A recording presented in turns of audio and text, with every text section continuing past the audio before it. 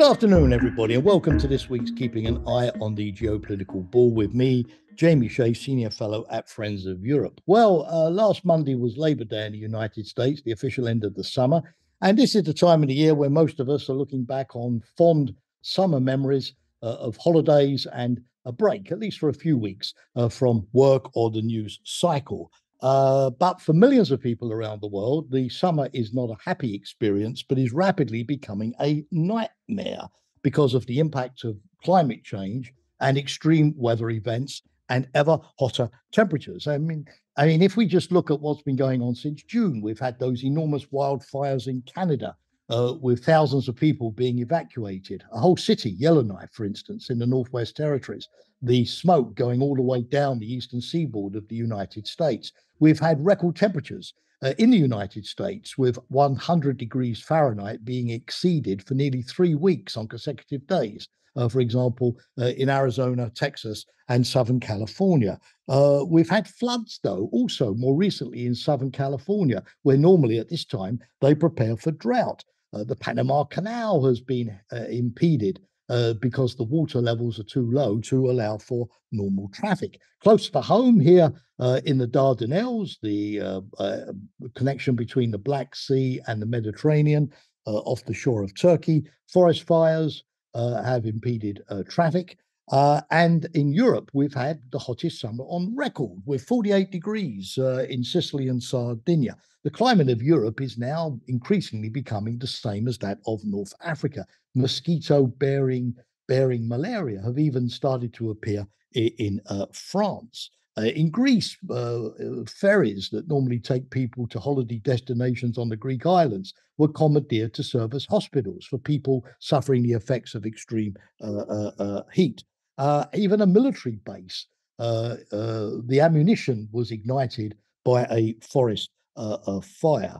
British tourists had to evacuate roads. Tourists were evacuated from Tenerife. Portugal declared a state of alert in 120 municipalities. And just in case you think that this is something that only affects Southern Europe, we had great flooding in Norway as well. And of course, on top of climate change, we still have the usual selection of more immediate man-made failures or disasters. Ships collided in the Suez Canal. The UK air traffic control system went down, stranding millions of passengers for days around the world. We had the usual quota of cyber attacks and the normal way in which geopolitics, particularly the Russia-Ukraine war, interfered with global supply chains, particularly after Russia abrogated the Black Sea grain deal in July. Now, what does all of this mean? It means that increasingly we are seeing a dangerous and toxic interplay of the growing impact of climate change,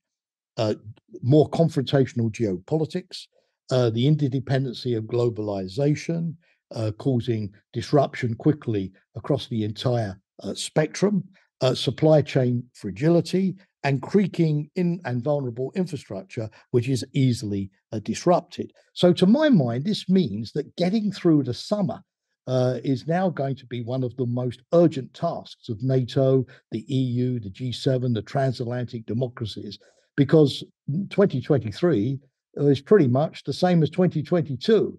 And that seems to suggest, the way things are going, that 2024 is going to be pretty much as bad, if not even worse. In other words, we can no longer assume that after a particularly catastrophic year, we're sort of going to get a break like we did in the good old days of a decade or so, where we can recover, we can regroup.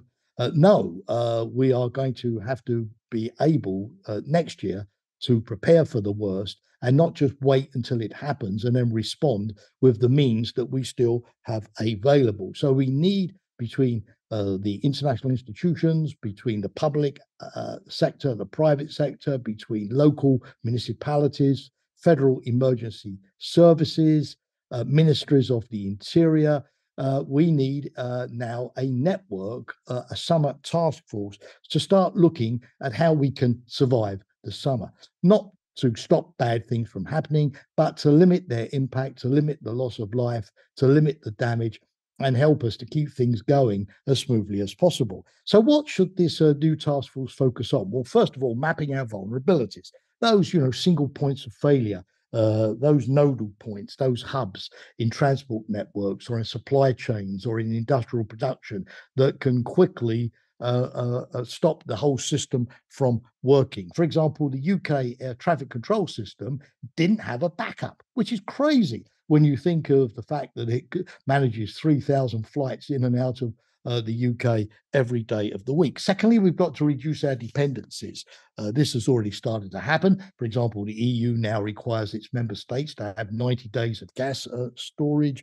We've diversified away in gas and oil from Russia. That's all very good. We're starting to reshore vital industries, which, like in chemical production or medicine production, so that we cannot be blackmailed by foreign suppliers. And we're looking in Europe also at how to reopen our mines for rare earth production, given that 90% of all of these things that we depend on for our electric cars or our iPhones currently come from China. Third, we've got to prepare for worst case scenarios, because the worst case is no longer the worst case in terms of rarity, but the worst case in terms of frequency. We know this already in terms of war in Europe after Russia's invasion of Ukraine and the enormous levels of loss of human life, physical destruction of that country, which continues to this day, and therefore the need to ramp up our production of military material. The economic war footing that Thierry Breton, the EU Commissioner for the Internal Market, has spoken about. But it's also preparing for the worst case in climate change. For example, the EU has now got a scheme to buy, as well as commission, aircraft, tanker aircraft that carry water and spray that water over forest fires, so that the EU can provide this kind of support immediately to a country like Greece, which is badly affected. Next, we've got to forge partnerships. Who do I call in a crisis? Who's my best interlocutor? Who can provide the most immediate assistance?